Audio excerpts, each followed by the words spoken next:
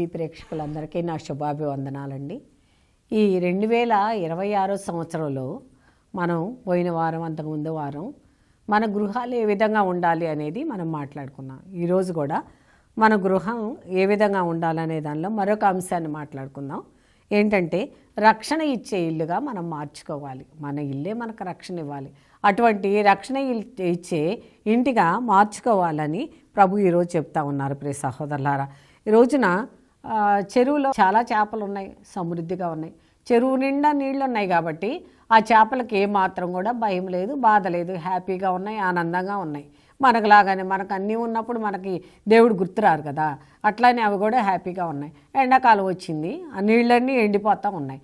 ఎండిపోతూ ఉన్నప్పుడు ఆ నీళ్లు ఎండిపోయిన తర్వాత ఇంకా బురద కొంచెం తడి ఉంది కదా, ఆ తడిలో కొన్ని చేపలన్నీ దరిదాపుగా చనిపోయినాయి. 2 చేపలు మాత్రమే బ్రతుకున్నాయంట.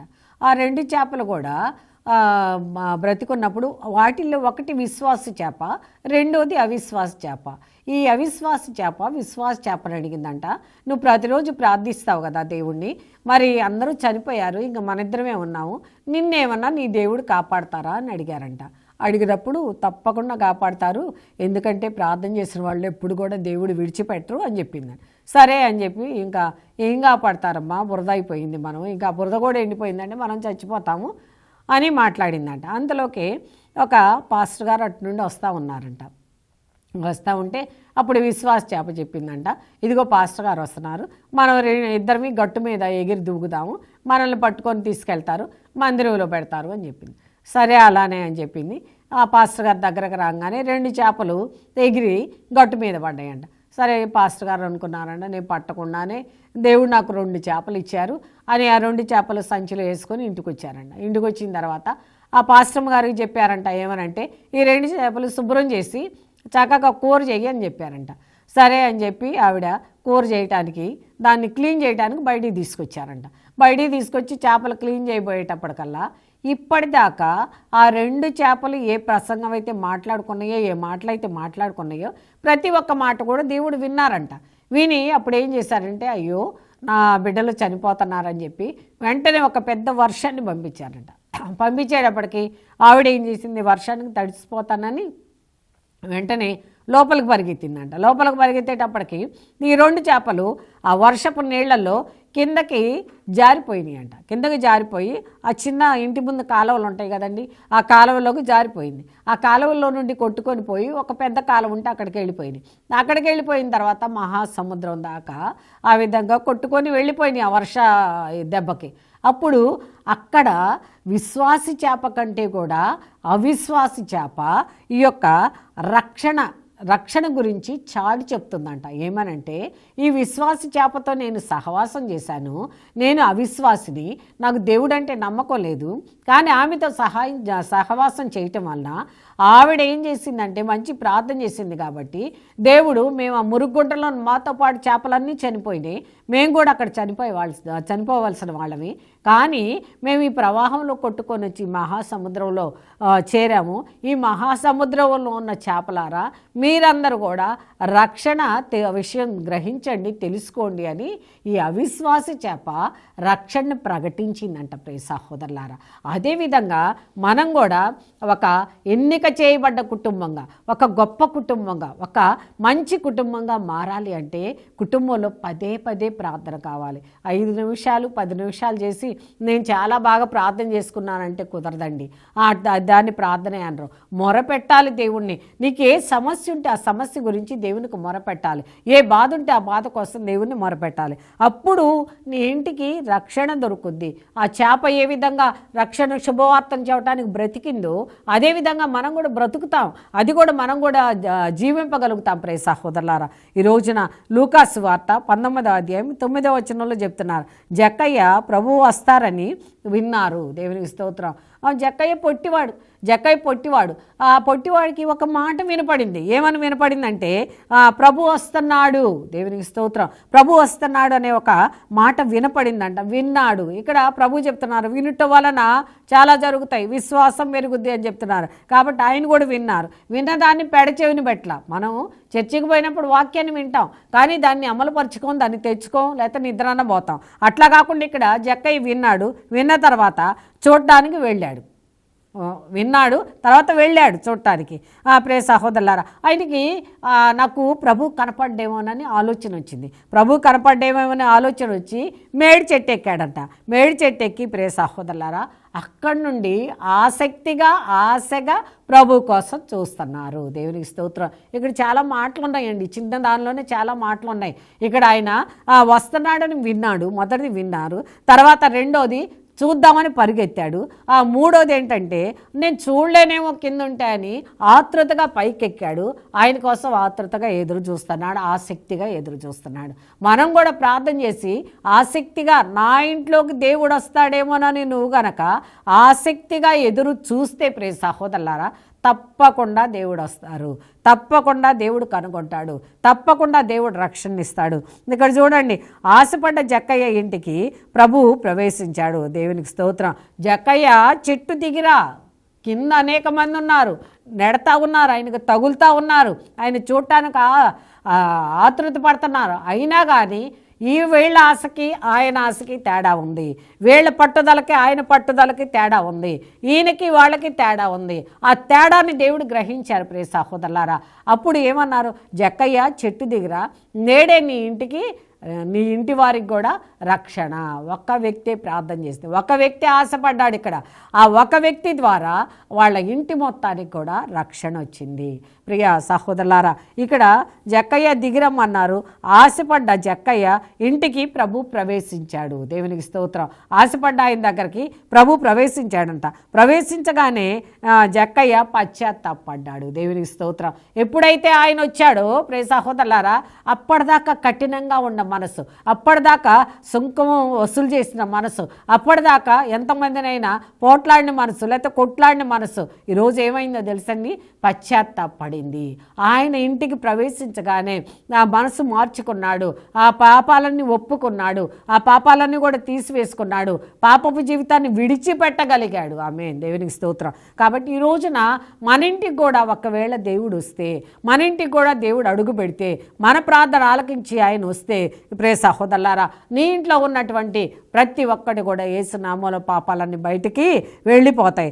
అదేవిధంగా 9వ వచనంలో చెప్తున్నాడు, నేడు ఈ ఇంటికి రక్షణ వచ్చినది, ఏలయనగా అతడు అబ్రహాము కుమారుడే. దేవునికి స్తోత్రం.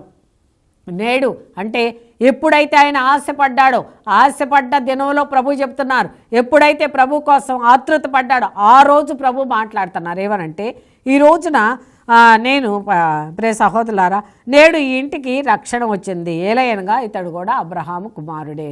ఆ రోజునే, ఏ రోజైతే ఆశపడ్డాడో ఆ రోజునే రక్షణ వచ్చింది ప్రియ సహోదరులారా. కాబట్టి ఆశపడాలి, ప్రయాసపడాలి, భారం మోయాలి, ఎంత బాధ్యతగారైనా ప్రార్థన చేయాలి, కొంచెం కష్టమైన ప్రార్థన చేయాలి. మనం ఫ్యాన్ ఎక్కడ ఉందో చూసుకుంటాం, ఫ్యాన్ కింద కూర్చుంటాం, తర్వాత మంచిగా కింద అన్ని చక్కగా ఉన్నాయో లేవో చూసుకుంటాం, హాయిగా ఫ్యాన్ గాలికి నిద్రపోతూ ఉంటాం. అట్లా రక్షణ మనకు రాదు ప్రియ సహోదరులారా. ఎప్పుడైతే మనం ఆసక్తిగా పరుగులు తీస్తే ప్రభు కావాలని కోరుకుంటామో జక్కయ్యలాగా, అప్పుడు మనకి దొరుకుతాడు అని చెప్తున్నాడు.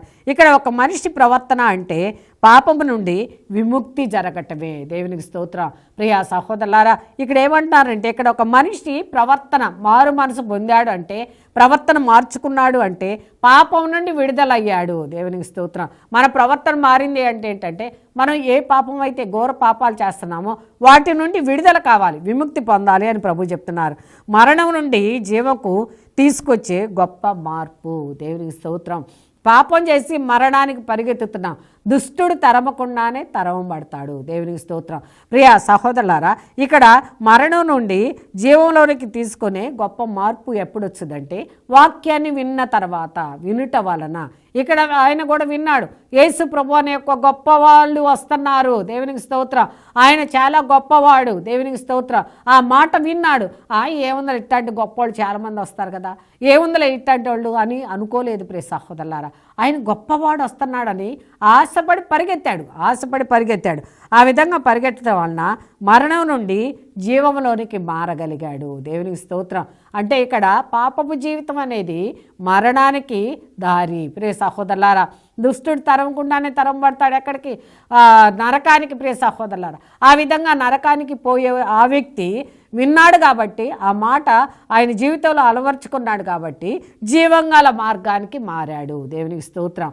మనం కూడా మారాలి ప్రియ సహోదరులారా, ఆ యొక్క జీవానికి మారాలి. ఎప్పుడైతే జీవానికి మారుతామో అప్పుడు దేవుడు దీవించి ఆశీర్వదిస్తారు. అదే పాపం మార్గంలో పోతా ఉంటే ఆ పాపం పెరిగిపోయి అనేక రకాల ఇబ్బందుల్ని, అనేక సమస్యలు మనం అనుభవిస్తాం. అందుకే అవి అనుభవించకుండా జక్కయ్య పాపం మార్గంలో పోయే జక్కయ్యే, కానీ విన్న తర్వాత ఏ విధంగా మార్చుకున్నాడో మనం కూడా ఆ విధంగానే విన్న తర్వాత జీవితాన్ని మార్చుకోవాలంటున్నారు. ఇది కొద్దిసేపట్లోనే ప్రియ సహోదరులారా, చాలా తక్కువ సమయంలోనే జరిగిపోయింది ఆయన జీవితంలో గొప్ప మార్పు. కాబట్టి మనం కూడా పశ్చాత్తాపడితే కొద్ది సమయం, కనురెప్పపాటునే నీ జీవితం మారిపోబోతుంది. నీ జీవితం గొప్పగా మార్చబడుతుంది. నీ జీవితంలో అధికమైన కార్యాలు జరగబోతున్నాయని ప్రభు చెప్తా ఉన్నారు. అదే కాకుండా ప్రియ సహోదరులారా, ఎవరు ఊహించని విధంగా జరిగిపోయింది. దేవుని స్తోత్రం. ఎవరైనా అనుకున్నారా జక్కయ్య మారతాడు అనుకున్నాడా? జక్కయ్య ఎంత కఠినమైన వాడో తెలుసు కదా. జక్కయ్య ఎంత గట్టి జీవితాన్ని అనుభవించాడో మనకు తెలుసు కదా. జక్కయ్య అంటేనే భయపడే వాళ్ళు అనేక మంది ఉన్నారు కదా. అట్లాంటి జక్కయ్య మారిపోతాడు మనందరం చూస్తామని ఎవ్వరు కూడా అనుకోలేదు ప్రియ సహోదరులారా. కానీ అనుకోకుండానే కనువిప్పులో ఆయన మార్పు జరిగిపోయింది ప్రియ సహోదరులారా. ఈ రోజున ఏ విధంగా ఊహించని విధంగా గొప్ప కార్యం ఆ గృహంలో జరిగింది. మన ఇంట్లో కూడా ఊహించనంత గొప్ప కార్యం ఇంట్లో జరగాలి. ఈ రోజున మన ఇంట్లో కూడా గొప్ప గొప్ప కార్యాలు మనం చూడాలి అంటే మనం ఏం చేయాలంటే దేవుణ్ణి ఆశ్రయించాలి, దేవునికి దగ్గరకు వెళ్ళాలి, దేవుణ్ణి మొదటిగా విన్నాడు, వెళ్ళాడు. ఇక్కడ మనం కూడా వినాలి, ఫలానా చోట మంచి కూటాలు జరుగుతున్నాయి, మంచి ఫాదర్ గారు వస్తున్నారు, వెళ్ళాలి. వెళ్ళిన తర్వాత అక్కడ నిద్రపోకూడదు, చక్కగా వినాలి. వినుట వలన విశ్వాసం పెరుగుద్ది, వినుట వలన స్వస్థత వచ్చింది ఆ విశ్వాసం ద్వారా. కాబట్టి ప్రియ సహోదరులారా, వినాలి. విన్నప్పుడు ఈ యొక్క జక్కయ్య ఊహించని విధంగా మారిపోయాడు. ఊహించని విధంగా కుటుంబం మారిపోయింది. ఊహించని విధంగా కుటుంబానికి రక్షణ వచ్చింది. ఈ రోజున మన కుటుంబానికి కూడా రక్షణ కావాలి, రక్షణ ఇచ్చే ఇల్లుగా మారాలి. ఇంట్లో ఎవరు కూడా మిగిలిపోకూడదండి. అందరమీ మారాలి. అందరి కోసం మోకాలు వేయాలి, అందరి కోసం చేతులు ఎత్తాలి, అందరి కోసం మొరపెట్టాలి, అందరి కోసం ఉపవాసం ఉండాలి. ఆ విధంగా ప్రతిరోజు కూడా మన కుటుంబంలో ఏ వ్యక్తిని విడిచిపెట్టకుండా అందరినీ కూడా ప్రభు పాదాల దగ్గర సమర్పించినప్పుడు నీ కుటుంబం కూడా ఊహించలేనంత ఎత్తుకెదుగుద్ది, ఊహించలేనంత మార్పును పొందుద్ది, ఊహించలేనంత కృపని అనుభవిస్తుంది అని ప్రభు చెప్తా ఉన్నారు. యోహాను శుభవార్త 5వ అధ్యాయం 24వ వచనంలో ప్రభు చెప్తున్నారండి, నా మాటలను ఆలకించి నన్ను పంపిన వానిని విశ్వసించువాడు నిత్యజీవం పొందును అని మీతో నిశ్చయంగా చెప్పుచున్నాను అని చెప్పాను. దేవునికి స్తోత్రం. నా మాట ఆలకించి, మొదటిగా మాట ఆలకించమన్నారు దేవుడు. మొదటిగా మాట ఆలకించమన్నారు. ఏ మాట అండి? పక్కింటోళ్ళు చెప్పినాయి, ఎదురింటోళ్ళు చెప్పినాయి, టీవీ సీరియల్లో మాటలు, ఇవి కాదండి మనకు కావాల్సింది. అవి మనకు రక్షణ ఇవ్వలేవు, అవి మన జీవాన్ని మార్చలేవు, అవి మనల్ని ఏ విధంగా కూడా అభివృద్ధి చేయలేవు ప్రియ సహోదరులారా. కానీ ఏది మార్చుద్ది అంటే దేవుని యొక్క మాట విన్నప్పుడు, దేవుని యొక్క వాక్యం విన్నప్పుడు, నా మాట ఆలకించి నన్ను పంపిన వాడిని విశ్వసించినప్పుడు, మాట ఆలకించినప్పుడు ప్రియ సహోదరులారా విశ్వసిస్తాం. మాట ఆలకించినప్పుడు విశ్వసిస్తాం.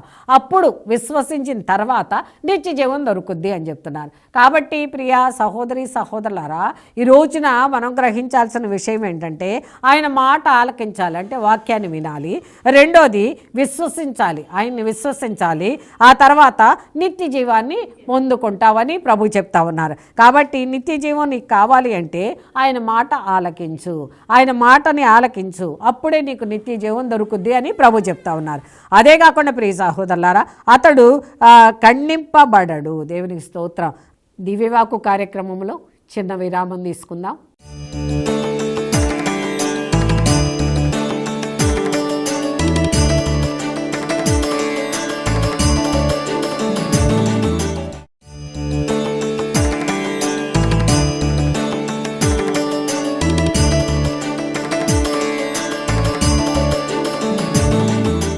దివ్యవాకు కార్యక్రమానికి తిరిగి స్వాగతం. ప్రియ సహోదరులారా, ఖండింపబడడు అంటే ఎవరైతే వాక్యాన్ని విన్నారో, ఎవరైతే దేవుణ్ణి ఆరాధిస్తున్నారో, ఎవరైతే దేవుని దగ్గరికి వెళ్ళి పదే పదే అయ్యా అయ్యా అని బ్రతిమలాడుకుంటున్నారో అతడి జీవితం ఎప్పుడు కూడా ఖండించబడదు.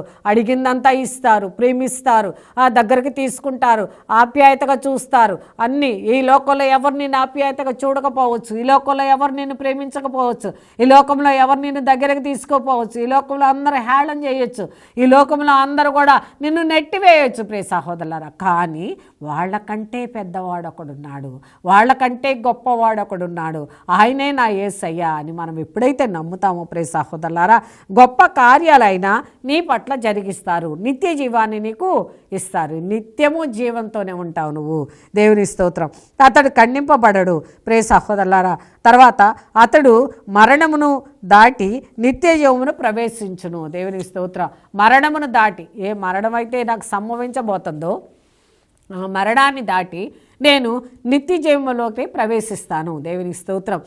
ఈ రోజున మనందరం కూడా నిత్య జీవంలోకి ప్రవేశించాలి ప్రియ సహోదరులారా. ప్రవేశించకపోతే వేస్ట్ అయిన జీవితం, వేస్ట్ అయిన బాప్తిస్వం, వేస్ట్ అయిన పూజలు, వేస్ట్ అయిపోయిన సప్రసాదాలు, ఇవన్నీ కూడా మనలోకి వెళ్ళి అవి కూడా పాడైపోయినాయి. కాబట్టి ప్రియ సహోదరులారా, వేస్ట్ జీవితం మనకొద్దు. మనం ఎప్పుడో బాప్తిస్వం తీసుకొని క్రైస్తవులుగా మారినప్పుడు ఆ మారిన జీవితాన్ని మనం సమృద్ధి చేసుకుంటా నడవాలి, ముందుకు నడిచిపోవాలి, ముందుకు సాగిపోతూ ఉండాలి. ఆ విధంగా ఎప్పుడైతే సాగిపోతామో దేవుడు దీవించి ఆశీర్వదించి నీ జీవితాన్నే మారుస్తాడన్నాడు.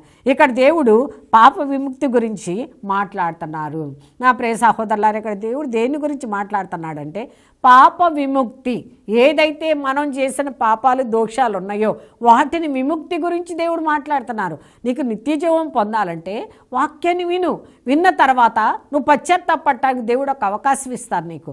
ఆ అవకాశం ద్వారా నువ్వు చేసిన ప్రతి ఒక్క పాపాన్ని జ్ఞాపకం చేసుకొని పశ్చాత్తాపడ్డప్పుడు ప్రియ సహోదరులారా, ఈ పాప విముక్తి గురించి దేవుడు నీతో మాట్లాడుతున్నారు. కాబట్టి ఆ పాపం నుండి విడుదలైపోయి మంచి జీవితాన్ని నువ్వు జీవిస్తావు. దేవుని స్తోత్రం. కాబట్టి ప్రియ సహోదరులారా, ఈ రోజున దేవుడు మనల్ని ఎత్తి పట్టుకోబోతున్నారు.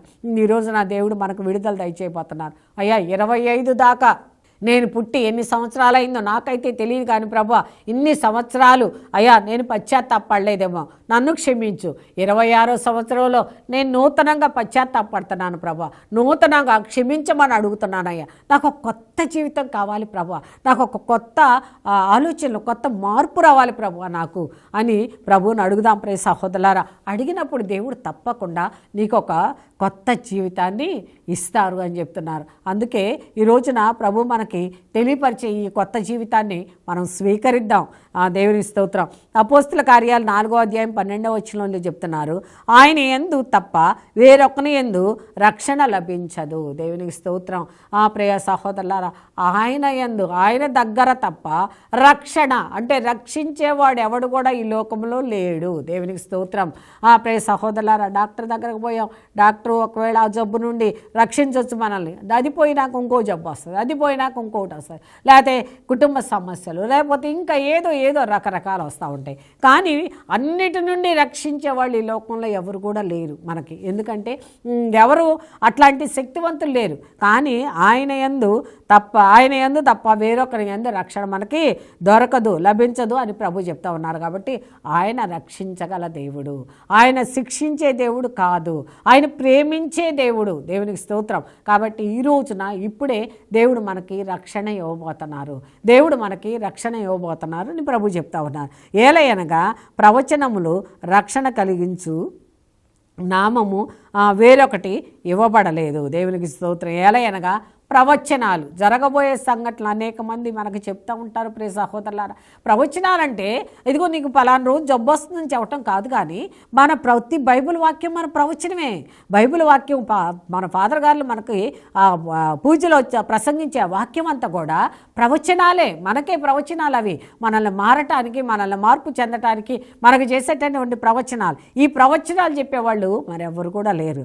అదే కాకుండా రక్షణ కలిగించే వాళ్ళు మరెవరు కూడా లేరు.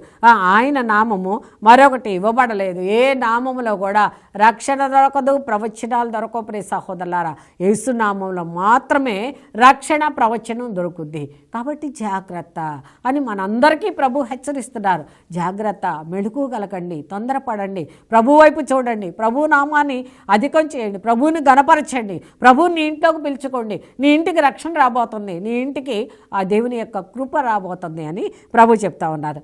అదేవిధంగా ప్రియ సహోదరులారా, ప్రతిరోజు కూడా వేకునే తెల్లవారుజామున దేవదూతలు తిరుగుతాయంట. ఆ దేవదూతలు మన ఇంట్లోకి రావాలంటే మనం వేకునే లేచి ప్రార్థించాలి, వేకునే లేచి దేవుణ్ణి అడగాలి, వేకునే లేచి దేవుణ్ణి మొరపెట్టాలి, వేకునే లేచి దేవుణ్ణి కష్టాలన్నీ కూడా సమర్పించాలి. ఆ ప్రభువు, అయ్యా ఈ ఉదయకాలమున ప్రభు మిమ్మల్ని జ్ఞాపకం చేసుకుని నేను ఈ యొక్క రోజును ప్రారంభిస్తున్నాను ప్రభు, ఈ రోజంతా నాతో ఉండండి అయ్యా, ఈ రోజంతా నన్ను దీవించండి అయ్యా, ఈ రోజంతా ఏ యాక్సిడెంట్లు కాకుండా కాచి కాపాడండి అయ్యా, ఈ రోజంతా ఎట్టుపోయినా సరే మంచిగా జీవించాలి, ఏ ఇబ్బందులు రాకుండా కాచి కాపాడయ్యా. ఈ విధంగా ప్రియ సహోదరులారా, మనం ఎప్పుడైతే అడుగుతామో దేవుడు అప్పుడు మనల్ని దీవిస్తారు, దేవుడు అప్పుడు మనల్ని ఆశీర్వదిస్తారు, దేవుడు మనల్ని కరుణిస్తారు. మొన్న ఒక రోజున నేను ఒక వ్యక్తికి ప్రార్థన చేశాను. బ్రెయిన్ స్ట్రోక్ వచ్చింది, అన్నీ మంచంలోనే. నేను అడిగాను, అయ్యా నీ చిత్తమైతే ప్రభు ఆ బిడ్డను మీరు తాకితే, ఆ బ్రెయిన్ స్ట్రోక్ ఒక కష్టమైన పని కాదు, మీరు చేయగలరు, కానీ ఎంతవరకు చేస్తారనేది వాళ్ళ పట్ల, వాళ్ళు చేసే క్రియల పట్ల ఉంటుంది ప్రభు, మీ ఇష్టమైతే ఆ బిడ్డను తాకాయని 2 రోజులు నేను ప్రార్థన చేశాను. 2 రోజులు అయిపోయినాక 3వ రోజున ఆ బిడ్డ లేచి తిరుగుతున్నాడు. ప్రియ సహోదరులారా, ఇప్పుడు లేచి తిరుగుతున్నాడు ఆ బిడ్డ. కాబట్టి ఆయన ఆశ్చర్యకరుడు, ఆయన అద్భుతమైన దేవుడు, ఆయన ఇవ్వాలనుకుంటే ఏదైనా ఇవ్వగలడు. ఆ రక్షణ, ఆ జీవం ఆయనకి ఇచ్చారు, ఆయన లేచారు, నడుస్తున్నారు, తిరుగుతున్నారు, తింటున్నారు. కాబట్టి ప్రియ సహోదరులారా, ఈ రోజున మనం కూడా ఆ విధంగా మారాలి అని సమాధానం చెప్పిన ప్రియ సహోదరులారా, ఆయన నామం తప్ప వేరొకటి నామం లేదని ఆయన జవాబిచ్చారంట. రోమీయులకు రాసిన పత్రిక 1వ అధ్యాయం 16వ వచనంలో చెప్తున్నారు, సువార్త శక్తి. దేవునికి స్తోత్రం. సువార్తలో శక్తి ఉంది, సువార్తలో బలం ఉంది, శుభవార్తలో ఎంతో గొప్ప కార్యాలు ఉన్నాయి. ప్రియ సహోదరులారా, నేను సువార్తను గురించి సిగ్గుపడట లేదు. దేవునికి స్తోత్రం.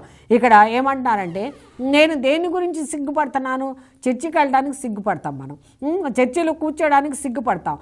నేను సువార్తను గురించి సిగ్గుపడటలేదు అని చెప్తున్నారు. ఏలయనగా అది విశ్వసించు వారందరూ మొదట యూదులకు అన్యులకు రక్షణ వసుకు దేవుడు శక్తి సువార్త. దేవునికి స్తోత్రం. ప్రియ సహోదరులారా, యూదులకు అన్యులకు రక్షణ వసగేటటువంటి శక్తినిచ్చే శుభవార్త. దేవునికి స్తోత్రం. మరి ఆ శక్తిని ఇస్తున్నానని దేవుడు చెప్తున్నారు కదా. శక్తి గల వాక్యాన్ని మనం ఎందుకంటలేదు, మహిమ గల వాక్యాన్ని మనం ఎందుకంటలేదు? కాబట్టి ఆ శక్తిగల వాక్యాన్ని వినాలి. ప్రియ సహోదరులారా, విన్నప్పుడే రక్షణ వచ్చింది, వినకపోతే మనకి రక్షణ దొరకదు అని ప్రభు చెప్తా ఉన్నారు. కాబట్టి ప్రియ సహోదరులారా, అన్యులకు కూడా రక్షణ వస్తగబోతున్నారు, ఎవరిని విడిచిపెట్టరు దేవుడు. అందుకే ప్రభు అన్నారు, ఆ చివరి కాలం వచ్చేసరికి, అంత్యకాలం వచ్చేటప్పటికి ప్రతి మోకాలు నా పేరట వంగాలి, ప్రతి నాలుక నన్ను స్తుతించాలి అని చెప్తున్నారు. కాబట్టి ఇక్కడ యూదులే కాకుండా ప్రియ సహోదరులారా, అన్యులకు కూడా రక్షణ వసగడానికి ఆ శక్తి శుభవార్త బయటకు వచ్చింది. ఆ శక్తిగల మాటలు బయటకు వచ్చినాయి. ఆ శక్తిగల మాటలను విను. ఆ శక్తిగల మాటలు నిన్ను శక్తివంతంగా మారుస్తాయి, నీలో ఉన్న భయాన్ని తొలగిస్తాయి, నీలో ఉన్న ఆందోళన తీసివేస్తాయి, నీకు కావలసినటువంటి అనుగ్రహాన్ని దయచేస్తాయి అని ప్రభు చెప్తా ఉన్నారు. అదేవిధంగా ప్రియ సహోదరులారా, జక్కయ్య అబ్రహాం సంతానమని చెప్పుటకు క్రీస్తులో వారు నమ్మకంగా ఉండటమే. దేవునికి స్తోత్రం. నేను అబ్రహాము సంతానం అని మనం అందరం చెప్తాం, కానీ ప్రియ సహోదరులారా, నమ్మకమైన జీవితం మనం జీవించటలా. బయటికి వెళ్ళిన తర్వాత ఏదో దేవునికి ఇష్టం లేని పనులు అనేకం చేస్తూ ఉన్నాం, దేవునికి ఇష్టం లేనటువంటి క్రియలను చేస్తూ ఉన్నాం. అటువంటి క్రియలు చేసినప్పుడు మనం అబ్రహాము సంతానము అని అనిపించుకోలేం ప్రియ సహోదరులారా. కానీ ఇక్కడ అబ్రహాము సంతానము ఏ విధంగా ఉంటుంది అంటే, దేవుని యొక్క అనుగ్రహం ప్రకారం జీవించుద్ది, దేవుని యొక్క మాట ప్రకారం జీవించుద్ది, దేవుని యొక్క క్రియ ప్రకారం జీవించుద్ది, దేవుణ్ణి అనుసరిస్తూ ఉంటుంది. కాబట్టి ప్రియ సహోదరి సహోదరులారా, ఈ రోజున మనం వాక్యాన్ని వినాలి. మనం అందవేలో నడవాలంటే, జాగ్రత్తగా నడవాలంటే, బాటలో నడవాలంటే వాక్యాన్ని చదవాలి, వాక్యాన్ని వినాలి. విన్నప్పుడు ఉన్నప్పుడు మనం ఏ విధంగా నడవాలి అనే ఒక మంచి తలంపులు ఆ వాక్యం మనకిచ్చుద్ది. కాబట్టి ప్రియ సహోదరులారా, మనం ఎప్పుడు తప్పకూడదు. ట్రైన్ ఉందండి, ఆ పట్టాలు తప్పిందనుకోండి ఏమవుతుంది, కింద పడిపోతుంది, గమ్యాన్ని చేరదు ప్రియ సహోదరులారా. అది మరలా లేవాలంటే పెద్ద పెద్ద క్రెయిన్లు రావాలి, ఆఫీసర్లు రావాలి, పర్మిషన్లు రావాలి, అనేక పనులు ఉంటాయి ప్రియ సహోదరులు. అట్లనే మనం కూడా పడిపోయామంటే మనల్ని లేపటానికి అనేక మంది రావాల్సి వస్తుంది, అనేక వాక్యాలు మన దగ్గరకు రావాల్సి వస్తుంది. ఒకవేళ ఆ విధంగా రాకుండానే మరణిస్తామేమో, ఒకవేళ అటువంటిది జరగకుండానే మన జీవితాన్ని కోల్పోతామేమో. కాబట్టి అటువంటి జీవితం మనకొద్దు, దేవుని యొక్క జీవితం మనకి కావాలి. దేవునికి స్తోత్రం. ప్రియ సహోదరులారా, ఆదికాండం 15వ అధ్యాయం 6వ వచనంలో చెప్తున్నారు, అబ్రహాము దేవునిని నమ్మెను. దేవునికి స్తోత్రం. అబ్రహాము దేవుణ్ణి నమ్మెను అంటున్నారు. ఈరోజు మనం కూడా నమ్ముతున్నామా? ఎంతవరకు నమ్ముతున్నాం? ఏం పని చేస్తున్నాం? మనం దేవుణ్ణి నమ్మి ఎంతగా మనం ఆశపడుతున్నాం, ఎంతగా తృప్తి పడుతున్నాం, ఎంత మనం ఆయన్ని ఆరాధిస్తున్నాం అనేది మనం పోల్చి చూసుకోవాలి. కాబట్టి ప్రియ సహోదరి సహోదరులారా, ఈ రోజున మనందరం కూడా దేవుని బిడ్డలమే. కానీ మనందరం అంటే దేవునికి ప్రేమ. ఏ బిడ్డను కూడా విడిచిపెట్టరు ఆయన, ఏ బిడ్డను కూడా వదిలిపెట్టరు. ఒక్కసారి ఒక పనిష్మెంట్ ఇచ్చైనా సరే ఆయన నా బాటలో నడిపించుకుంటారు. పడిపోయిన రైలు లాగా మనల్ని వదిలిపెట్టరు ప్రియ సహోదరులారా. కాబట్టి ఈ రోజునే మొదలేద్దాం ప్రార్థన. ఇప్పుడే ఈ క్షణమే ప్రభు నేను కూడా పశ్చాత్తాపడి ప్రార్థన చేయాలి, వాక్యాన్ని వినాలని తీర్మానం చేసుకుందాం. దేవునికి స్తోత్రం. ప్రార్థన చేసుకుందాం. ప్రభువానికి స్తోత్రములు, దేవానికి స్తోత్రం, తండ్రి స్తోత్రం. అయ్యా, ఈ రోజున మరొక ఇల్లు గురించి నువ్వు మాట్లాడావయ్యా. రక్షణ ఇచ్చే ఇల్లుగా ఉండాలి నీ ఇల్లు అని చెప్తున్నావు తండ్రి, నీకు స్తోత్రం. అయ్యా, నా ఇల్లు రక్షణ ఇచ్చే ఇల్లుగా మారాలి అంటే నీ వాక్యం నా ఇంట్లో ఉండాలి ప్రభా, నీ యొక్క మాట నా ఇంట్లో ఉండాలి ప్రభా, నీ యొక్క ప్రార్థన మా ఇంట్లో ఉండాలి ప్రభా, నీకు స్తోత్రం. ఆ విధంగా మేమందరం కూడా ప్రభా మా ఇళ్లలో ప్రార్థన చేసుకుని తండ్రి, మా ఇళ్లను కూడా ప్రభా రక్షణ గృహంగా మార్చుకునేటటువంటి ఆ కృపను మాకు దయచేయండి ప్రభా, నీకు స్తోత్రం. నీ ఆశీర్వాదాలను మా మీద పంపించండి దేవా, నీకు స్తోత్రం. ఏ గృహాన్ని విడిచిపెట్టబాకండయ్యా, ఏ మనిషిని విడిచిపెట్టబాకండయ్యా, ఎవరిని కూడా విడిచిపెట్టబాక. నువ్వు చేయి విడిస్తే నాయన మేము పడిపోతాం ప్రభు. అయ్యా, నువ్వు చేయి విడిస్తే మేము అనవసరంగా జీవితాన్ని నశింపజేసుకుంటాం తండ్రి. అటువంటి పరిస్థితులు రాకమునిపే నాయన చేయి విడవకుండా మమ్మల్ని కాచి కాపాడమని, నీ రెక్కల మరుగు నుంచుకోమని మా ప్రభు అయిన యేసయ్య పేరిట వేడుకుంటున్నాము తండ్రి. ఆమేన్, ఆమేన్, ఆమేన్.